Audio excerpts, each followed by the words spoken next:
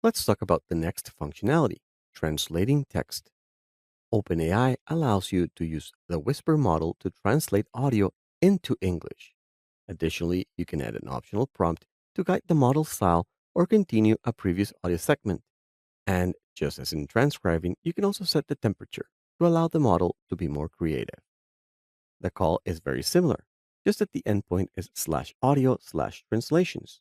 You need to provide the file in another language, then the model, which is Whisper 1, prompt, the response format, which defaults to JSON, and then the temperature. Let me show you with a demo. So this is the audio that I'm going to use, Germanquote.mp3. Listen to it. Wir denken selten an das, was wir haben, aber immer an das, was uns fehlt. Did you understand it? I took classes like 20 years ago, but I'm not going to try it. Anyway, here are the two samples. I'll open the first one, and I'll start executing the imports, the key, and here's the call, /audio/translations. I pass on the MP3, the model, I execute, and here's a translation. We rarely think about what we have, but always think about what we are missing.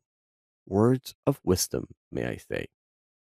And using the library, it's simpler. Just call openai.audio.translate, specify the model, and pass the file. And there you go. The words of wisdom appear yet again.